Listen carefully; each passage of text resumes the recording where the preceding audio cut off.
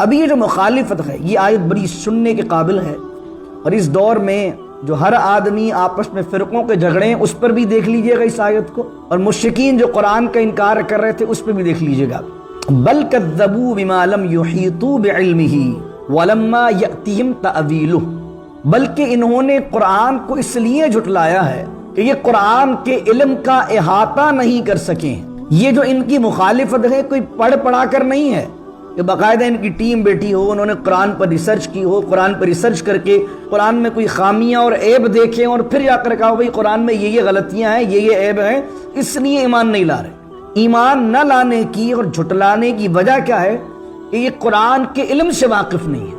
تو یہاں علماء نے اس آیت کے تحت لکھا کہ جو دنیا میں دشمنیاں ہوتی ہیں، جو دنیا میں مخالفتیں ہوتی ہیں، وہ بعض اوقات جہالت کے اوپر ہوتی ہیں۔ یہ جو ہمارے ہاں بھی فرقوں کے مسئلے آپس میں کیوں ہیں؟ ایک دوسرے کو کبھی پڑھا ہی نہیں ہے، قرآن کو کبھی سمجھا ہی نہیں ہے، حدیث کو کبھی سمجھا ہی نہیں ہے، صحابہ کے بلیفز کو کبھی پڑھا ہی نہیں ہے۔ پڑھے بغیر جو ہے وہ اندھے ہو کر ہم چلے جا رہے ہیں کسی نہ کسی کے پیچھے۔ مطالعہ کیجئے، علم حاصل کیجئے، علم کے بعد دلیل کی بنیاد پر کسی پہ اختلاف رکھنا ہے تو بڑی اچھی بات ہے، لیکن دلیل آپ کے پاس بالکل نہ ہو، جہالت کی بنیاد پر کسی سے دشمنی رکھنے سے جہالت ہی بڑھتی ہے۔ وَلَمَّا يَأْتِهِمْ تَأْوِيلُهُ، اور انہوں نے جھٹلایا اس لیے کہ اس کی حقیقت ابھی تک ان کے پاس نہیں آئی۔ یعنی یہ جو عذاب کا اللہ رب العزت کہہ رہا ہے کہ عذاب آئے گا، آخرت میں تم جواب دو، کیونکہ وہ آخرت کا عذاب ابھی ان کے پاس نہیں آیا ہے تو اس وجہ سے جھٹلا رہے ہیں۔ یہ سمجھ رہے ہیں قرآن تو فیوچر کی باتیں کر رہا ہے، کیونکہ ابھی تک ہم نے اپنی آنکھوں سے عذاب نہیں دیکھا اس لیے نہیں مانا۔ اللہ کہہ رہا ہے یہ پہلے لوگ نہیں ہیں کہ جو جھٹلا رہے ہیں، كَذَلِكَ كَذَّبَ الَّذِينَ مِن قَبْلِهِمْ، اسی طریقے سے ہے جو اس سے پہلے ان جیسے لوگ ہوئے انہوں نے انبیاء کو جھٹلایا، یہ بھی اسی طرح جھٹلا رہے ہیں۔ فَانظُرْ كَيْفَ كَانَ عَاقِبَةُ الظَّالِمِينَ، تو پھر دیکھیے کہ آپ کے رب نے ظلم کرنے والوں کا کیا انجام کیا۔ اگر یہ جھٹلا رہے تو پیچھے دیکھ لیں، یہ عرب کی سرزمین پر ہی کتنی قومیں آباد تھیں جنہوں نے انبیاء کو جھٹلایا اور ان کے بستیوں کو ویران اللہ نے کر دیا۔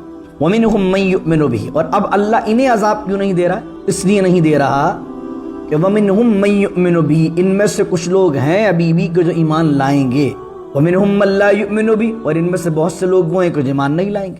مِن لِسَانِي يَفْقَهُوا قَوْلِي اللَّهُمَّ صَلِّ عَلَى سَيِّدِنَا وَمَوْلَانَا مُحَمَّدٍ مَعْدِنِ الْجُودِ وَالْكَرَمِ وَآلِهِ وَصَحْبِهِ وَبَارِكْ وَسَلِّمْ۔ وَمَا كَانَ هَذَا الْقُرْآنُ أَن يُفْتَرَى من دون الله ولكن تصديق الذي بين يديه وتفصيل الكتاب لا ريب فيه من رب العالمين۔ صدق اللہ مولانا العظیم۔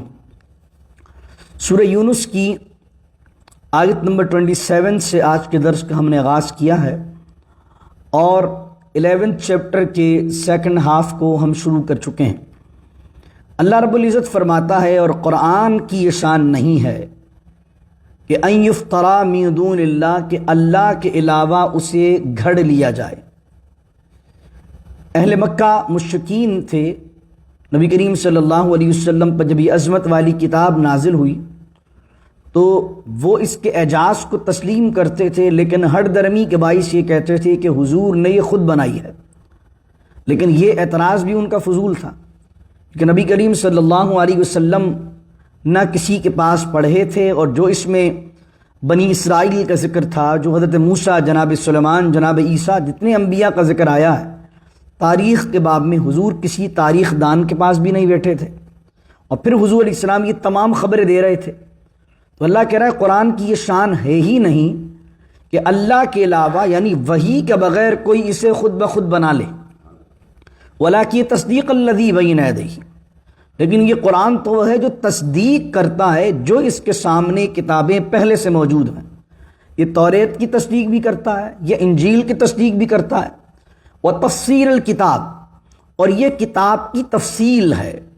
اب الکتاب جو ہے قرآن کریم میں، اگر آپ کتاب کا ترجمہ کتاب کر دیں تب بھی ٹھیک ہے، لیکن جب آپ گہرائی میں جاتے ہیں تو الکتاب قرآن کریم نے بعض اوقات استعمال کیا ہے توریت کے لیے، کیونکہ کتابی شکل کے اندر جو کتاب آئی ہے، جو کتاب کی صورت جس کو کہہ سکتے ہیں آپ، اور وہ چھوٹے چھوٹے جو بکلیٹ آئے ہیں وہ تو جیسے زبور وہ بھی مختصر، انجیل وہ بھی مختصر ہے، جس کو آپ کتاب کہہ سکتے ہیں وہ توریت ہے۔ اور پھر آپ آج دیکھیں کہ وہ زبور کے بھی حصے اور اور نیو ٹیسٹیمنٹ جو جس کو بائبل کہتے ہیں، نیو ٹیسٹیمنٹ جو انجیل ہے اولڈ ٹیسٹیمنٹ کے ساتھ، وہ سب مل کر پوری ایک کتاب فارم کے اندر مل جاتی ہے۔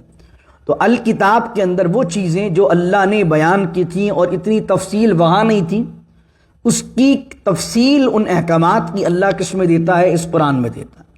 علامہ ساوی رحمۃ اللہ علیہ فرماتے ہیں اس الکتاب سے مراد لوح محفوظ بھی ہے، یعنی اللہ نے اس کائنات کو جس طرح تخلیق کیا ہے، جو احکامات بندوں کے لیے نافذ کیے ہیں، وہ سارے کے سارے جو لوح محفوظ میں ہیں، اس کے اشارات، اس کے راز، تمام کے تمام اس کی تفصیل قرآن میں موجود ہے۔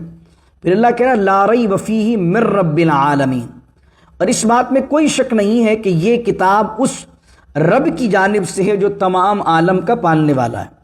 ام یقولون افطرا، کیا وہ یہ کہتے ہیں کہ افطرا ہوں، کہ نبی کریم صلی اللہ علیہ وسلم نے اس سے خود بنا لیا ہے؟ اگر یہ حضور نے خود بنایا ہے تو قل فأتوا بسورۃ مثلہ وادعوا من استطعتم من دون اللہ ان کنتم صادقین، تو ایسا کرو تم بھی اس کے مثل ایک صورت بنا کے لے آؤ۔ کہیں آیا تھا 10 صورتیں، یہاں آیا ایک صورت، اور کہیں آیا کہ ایک آیت تو بنا کے لے آؤ اس جیسی۔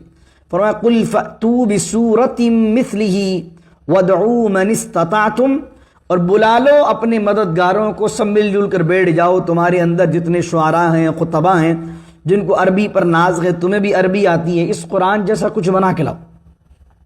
اگر یہ کسی بندے نے بنایا ہوتا تو حضور تو ایک ہیں، تم تو بہت سارے ہو، سب مل کر قرآن جیسی ایک صورت بنا کے لے آؤ۔ ان کنتم صادقین، اگر تم سچے ہو تو ایک صورت بنا کے لے آؤ۔ تو نبی کریم صلی اللہ علیہ وسلم پر یہ قرآن پر جو رب کی طرف سے نازل ہوا، یہ بطور دلیل اللہ رب العزت نے اس آیت کو نازل فرمایا۔ اس دور میں بھی اور آج کے دور تک قرآن کی کوئی مثل جو ہے وہ لانے پر قادر نہیں ہو سکا۔ اب قرآن کا مطلب عربی الفاظ کو جوڑ دینا قرآن نہیں ہے۔ قرآن ایک تو یہ ہے کہ اس کی عربی وہ شاندار عربی ہے، اور اس کے اندر جو فصاحت و بلاغت ہے، جو لنگوسٹک کے معاملات ہیں، جو گرامیٹیکل اس میں خوبیاں ہیں، اس تک بھی کوئی عقل انسانی نہیں پہنچ سکتی۔ اور اگر کوئی بندہ عربی کے الفاظ کو ایک ساتھ جوڑ بھی دے تب بھی وہ معنی پیدا نہیں کر سکتا جو قرآن کے معنی۔ جیسے میں نے ایک دفعہ آپ کو مثال دی تھی کہ ایک شخص نے قرآن جیسا بنانے کی کوشش کی، تو قرآن میں ایک صورت ہے نا القارعہ ملقارعہ وما ادراک ملقارعہ، تو قرآن بار بار چیلنج کرتا ہے مشرکین کو، کفار کو جو قرآن پر اعتراض کرتے ہیں، قل فأتوا بسورۃ مثلہ، اس جیسی کوئی صورت بنا کے لاؤ۔ تو ایک بندہ جو اسلام کا منکر تھا، اس نے کہا میں بنا کے لاتا ہوں ایک صورت۔ اس نے القارعہ کے چیلنج میں ایک صورت بنائی اور شروع یہاں سے کی الفیل ملفیل وما ادراک ملفیل۔ فیل کس کو کہتے ہیں؟ ہاتھی کو۔ اب عربی تو ایک جیسی بن گئی، القارعہ ملقارعہ وما ادراک ملقارعہ، لوگ کیا کہہ رہے ہیں؟ الفیل ملفیل وما ادراک ملفیل۔ لیکن جب آپ اس کے معنی پر جائیں گے تو اس کو کہیں گے کوئی بڑا ہی بدھو آدمی۔ القارعہ کا مطلب کیا ہوتا ہے؟ دل دہلانے والی۔ القارعہ دل دہلانے والی۔ اب جیسی بندے نے یہ بات سنی القارعہ دل دہلانے والی، تو فوراً سوال آئے گا کیا دل دہلانے والی؟ تو فوراً اس سے پہلے جو دل میں آئے بات، اللہ نے کہا مل قارعہ، کیا دل دہلانے والی؟ اب بندہ اور تجسس میں آئے گا تو اللہ کہہ رہا وما ادراک مل قارعہ، تمہیں کیا معلوم کہ وہ دل دہلانے والی کیا ہے؟ اب تینوں آیتوں میں ایک تجسس ہے۔ اب اس طرف چلی جائیے، الفیل ہاتھی، اب جس ہاتھی بول دیا تو بندر تو سمجھنا نہیں ہے اسے، کتا تو سمجھنا نہیں ہے، جیسے ہی ہاتھی بولیں گے فوراً تصور کہے گا بڑی سی سونڈ ہے، بڑا سا جانور ہے، ہاتھی، ختم بات۔ ملفیل کیا ہاتھی؟ وما ادراک ملفیل، تمہیں کیا معلوم کہ ہاتھی کیا ہے؟ ارے بچے کو معلوم ہے ایلیفینٹ کیا، بھائی بچے کو معلوم ہے کہ ہاتھی کیا ہے۔ تو بعض اوقات کیا ہے کہ قرآن کریم کو اگر کوئی بنانا چاہے گا بھی عربی جوڑ کر تو معنی وہ نہیں لا سکتا جو قرآن کے اعجاز میں اللہ نے اس کی عظمت میں رکھے۔ تو اللہ اس لیے کہہ رہا قل فأتوا بسورۃ مثلہ۔ اب یہ جو مخالفت ہے یہ آیت بڑی سننے کے قابل ہے، اور اس دور میں جو ہر آدمی آپس میں فرقوں کے جھگڑے ہیں اس پر بھی دیکھ لیجئے گا اس آیت کو، اور مشرکین جو قرآن کا انکار کر رہے تھے اس پہ بھی دیکھ لیجئے گا۔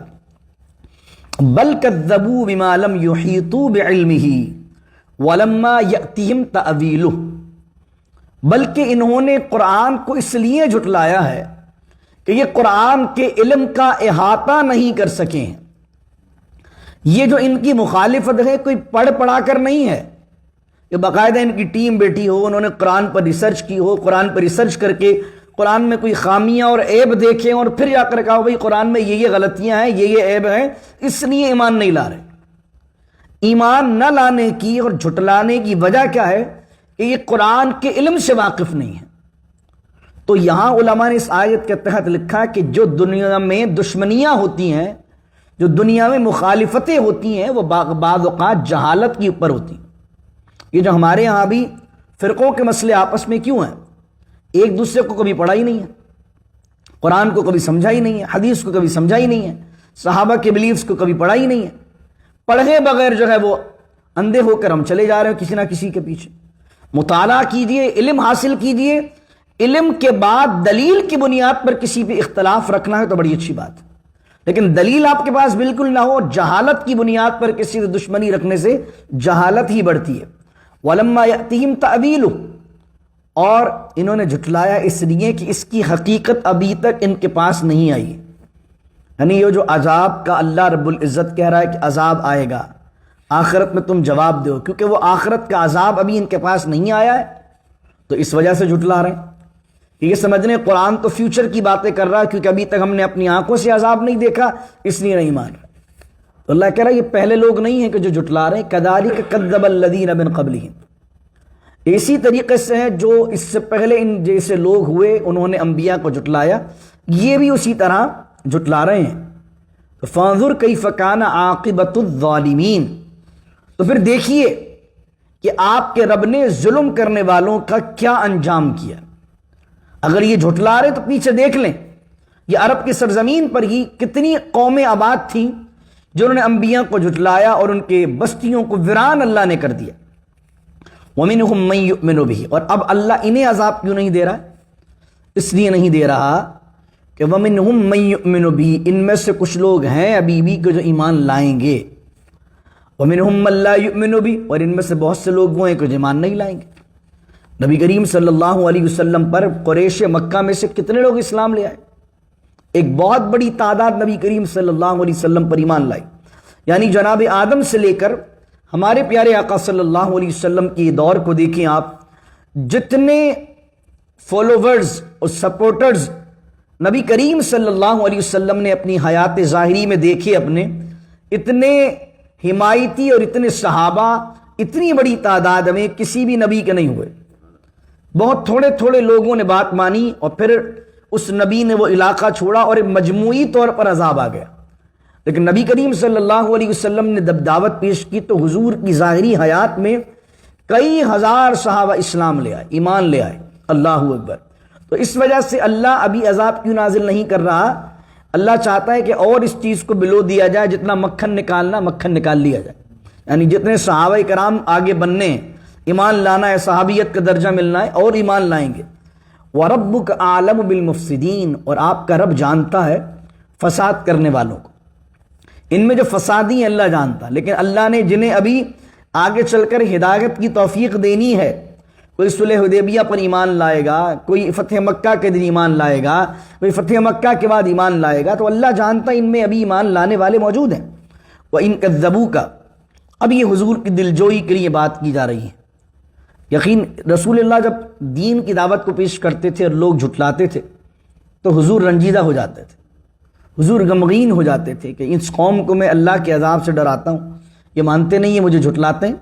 تو اللہ اپنے حبیب کی دلجوئی کے لیے اس طرح کی آیت قرآن میں نازل فرما رہا ہے، وَإِن كَذَّبُوكَ، او اے میرے محبوب اگر یہ آپ کو جھٹلائیں تو فرمائیے فَقُلْ لِي عَمَلِي وَلَكُمْ عَمَلُكُمْ، آپ ان سے کہہ دیجئے میرا عمل میرے ساتھ ہے اور وَلَكُمْ عَمَلُكُمْ، اور تمہارا عمل تمہارے ساتھ ہے۔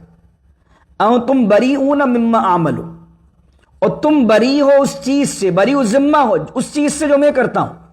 یعنی اگر تم یہ سمجھتے ہو کہ یہ قرآن معاذ اللہ میں نے خود بنایا ہے، رب کا نازل نہیں کیا ہوا ہے، تو یہ میں نے کہا نا، میں اللہ کے بارگاہ میں جواب دوں۔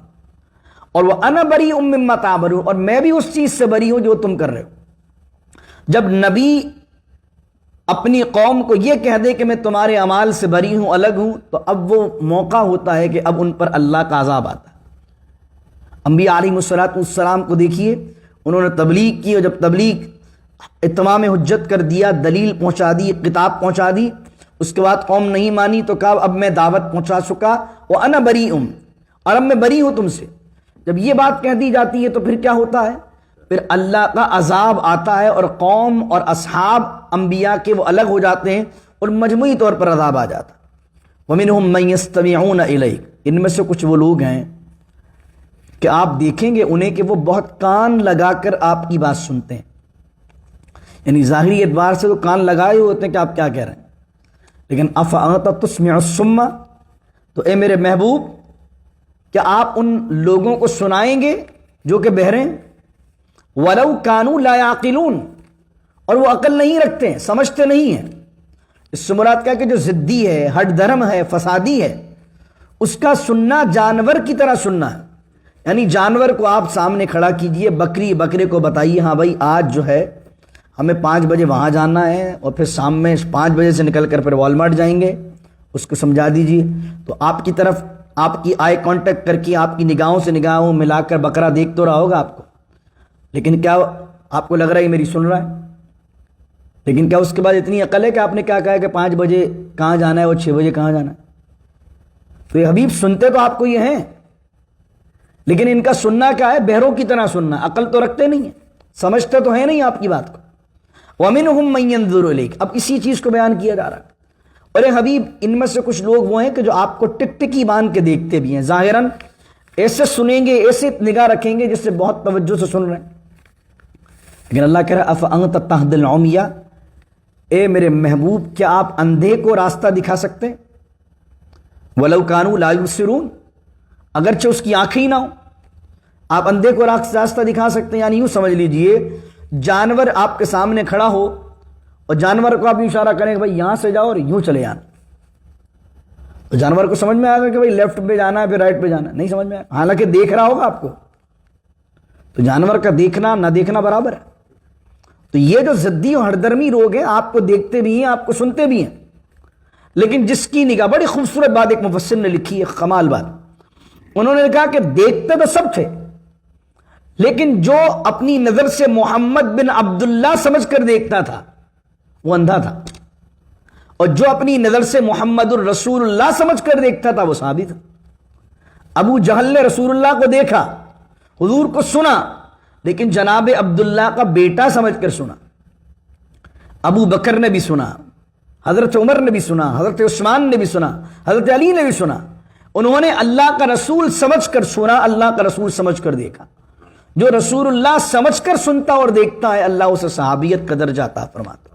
جو حضور کو اپنے جیسا عام آدمی سمجھ کر سنا جس نے، اس کا ٹھکانہ پھر جہنم ہوتا ہے۔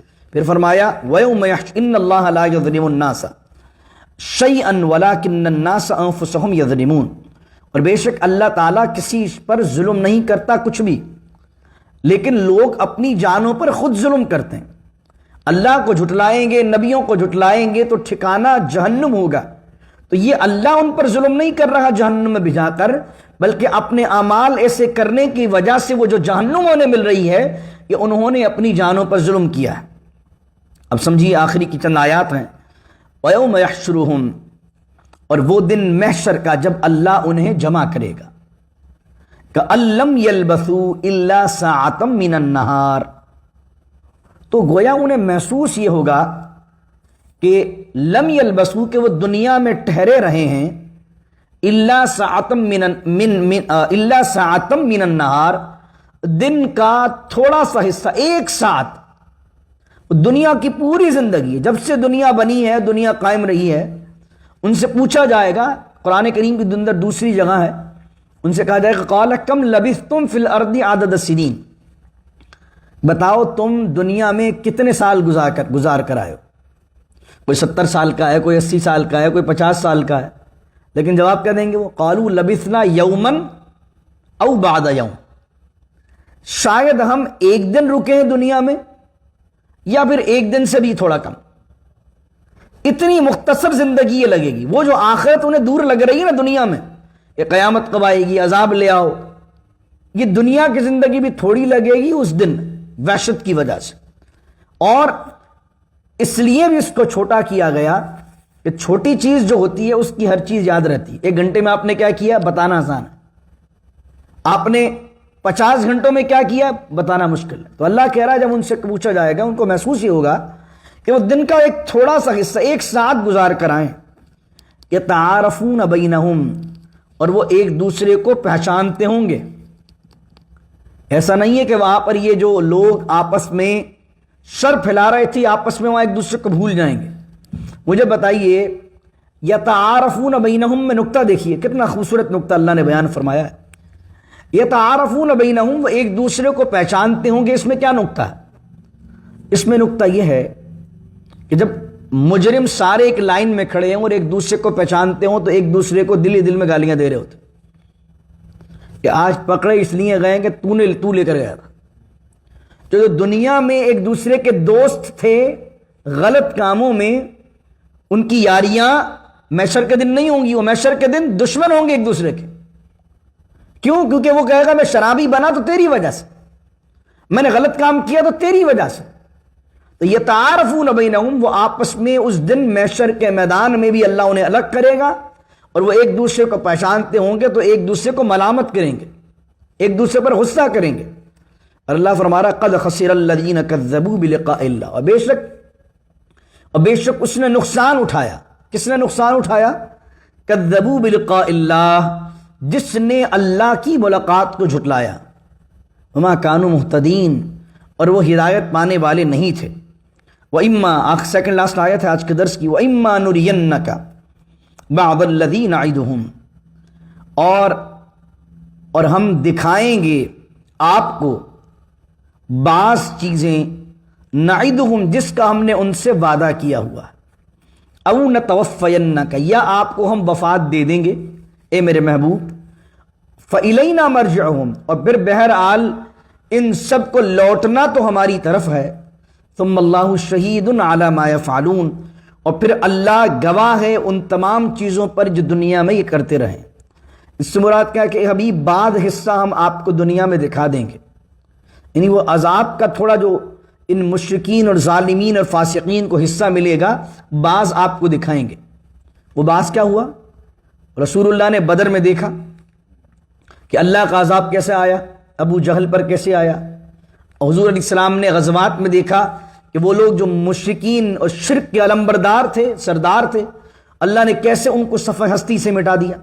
تو حضور نے اپنی ظاہری حیات طیبہ میں بعض حصہ دیکھا، اور جو مستقل عذاب ملنا ہے اللہ آپ کہہ رہا ہے کہ حبیب آپ کو ہم وفات دیں گے، اور پھر جب آپ کو قیامت کے دن شفاعت کا تاج آپ کے سر پر رکھیں گے تو اہل محشر کے اندر آپ دیکھیں گے کہ آپ کے منکروں کو اور اللہ کو جھٹلانے والوں کو اللہ عذاب کس طرح دیتا ہے۔ اور یہ کیوں ہوگا؟ یہ عذاب کیوں ہوگا؟ عذاب کیوں دیا جا رہا ہے ان کو؟ اس لیے وَلِكُلِّ أُمَّةٍ الرَّسُولُ، ہر امت کے لیے، ہر گروہ کے لیے ایک رسول ہے۔ اس آیت میں ایک مسئلہ سمجھیے، انبیاء کتنے ہیں؟ قرآن کریم میں انبیاء علیہ السلام کتنے آئے ہیں؟ کتنوں کا نام آیا؟ 26 انبیاء کرام علیہ السلام ہیں جن کا نام مینشن ہے قرآن میں۔ لیکن کیا انبیاء 26 ہی ہیں؟ کوئی کہتا 1,24,000، لیکن وہ بھی تعداد کوئی اتھینٹک نہیں ہے کہ 1,24,000 ہی تھے۔ اس وجہ سے احتیاط یہ کہ آدمی کہے 1,24,000 کم و بیش، یا انبیاء اور رسول کی صحیح تعداد اللہ ہی جانتا ہے۔ کیونکہ اگر آپ نے 1,00,000 بولا اور ہوئے 90,000 تو آپ نے 10,000 ان لوگوں کو نبی بنا دیا جو غیر نبی تھے، یہ بھی کفر ہوتا ہے۔ اور آپ نے بولا 1,00,000 اور ہوئے 1,10,000 تو آپ نے 1,00,000 کا اقرار کیا اور 10,000 کا انکار کر دیا۔ تو اس لیے آپ کو کیا کہنا ہے؟ آپ کو یہ کہنا ہے ہم اللہ کے ہر نبی اور رسول پر ایمان رکھتے ہیں جو اس نے ہدایت کے لیے دنیا والوں کی طرف بھیجا، لیکن کتنے انبیاء آئے تھے اللہ جانے، یا اللہ کے بتائے سے اللہ کا رسول جانے۔ لیکن ہر امت کی طرف ایک رسول آیا ہے۔ یہ ملحدین اور ایتھسٹ اعتراض کرتے ہیں اس بات پر کہ بھائی حضور تو عرب میں آئے تو دوسری قوموں کی طرف تو کوئی نبی نہیں آیا، تو ہم یہ کہتے ہیں قرآن کریم یہ بیان کر رہا ہے وَلِكُلِّ أُمَّةٍ الرَّسُولُ، اللہ تعالیٰ کسی کو ایسے عذاب دیتا ہی نہیں ہے۔ اللہ کی شان اور عادت یہ ہے کہ اس قوم کی طرف پہلے اس کو اویئرنیس کے لیے کچھ دلیل بھیجتا ہے، کیونکہ ایک قوم ہے جس کے بعد نہ رسول آیا نہ کتاب آئی، اس کو پتہ ہی نہیں تھا توحید کیا ہوتی، اس کو پتہ ہی نہیں تھا شرک کیا ہوتا ہے، اس کو پتہ ہی نہیں تھا دنیا میں آنے کا مقصد کیا ہے، اور اس کو وہ ان اویئر تھا، لا علم تھا ان چیزوں سے، اور اللہ عذاب دے دے تو پھر تو کیا ہوگا کہ یہ کوئی یہ کہہ سکتا ہے کہ یہ تو معاذ اللہ ظلم ہوا۔ تو قرآن یہ کہہ رہا نہیں، ظلم نہیں ہے، وَلِكُلِّ أُمَّةٍ الرَّسُولُ، اور اللہ تعالیٰ ہر امت کے لیے، ہر قوم کے لیے، امت سے مراد کے گروہ، اللہ نے ہر گروہ پر ایک رسول بھیجا ہے، ہر گروہ کے لیے ایک رسول ہے۔ فَإِذَا جَاءَ رَسُولُهُمْ قُضِيَ بَيْنَهُمْ بِالْقِسْطِ وَهُمْ لَا يُظْلَمُونَ، اور جب ان کے پاس ان کا رسول آ گیا، جس قوم کے پاس بھیجا تھا ان کا رسول آ گیا دلائل کے ساتھ، جب اس رسول نے ان تک دعوت کو پہنچا دیا تو اللہ کہہ رہا قُضِيَ بَيْنَهُمْ بِالْقِسْطِ، تو اللہ نے انصاف کے ساتھ ان کا فیصلہ کر دیا۔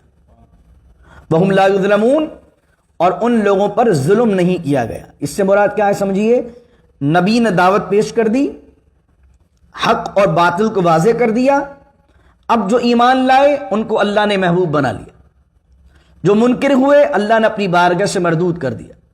تو انصاف کے ساتھ، بہت کلیئر پکچر کے ساتھ اللہ نے ان کا فیصلہ کر دیا۔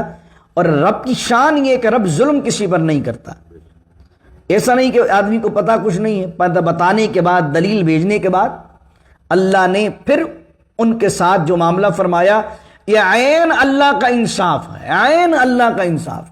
دعا کیجیے اللہ رب العزت سے اللہ تعالیٰ عمل کی توفیق عطا فرمائے، اور رب العزت سے دعا ہے اللہ اس کی نشانیوں سے ہمیں اس کی معرفت نصیب فرمائے۔ بسم اللہ الرحمن الرحیم، الحمدللہ رب العالمین والصلاة والسلام علی اشرف الانبیاء والمرسلین، ربنا ظلمنا انفسنا وان لم تغفر لنا وترحمنا لنكونن من الخاسرین، رب اجعلنی مقیم الصلاة ومن ذریتی، ربنا وتقبل دعاء، ربنا اغفر لی ولوالدی وللمؤمنین یوم یقوم الحساب، وصلی اللہ تعالی على خیر خلقہ ونور عرشہ وزینت فرشہ وقاسم رزقہ محمد وعلى آلہ وصحبہ اجمعین برحمتک یا ارحم الراحمین، لا الہ الا اللہ محمد رسول اللہ صلی اللہ علیہ وسلم۔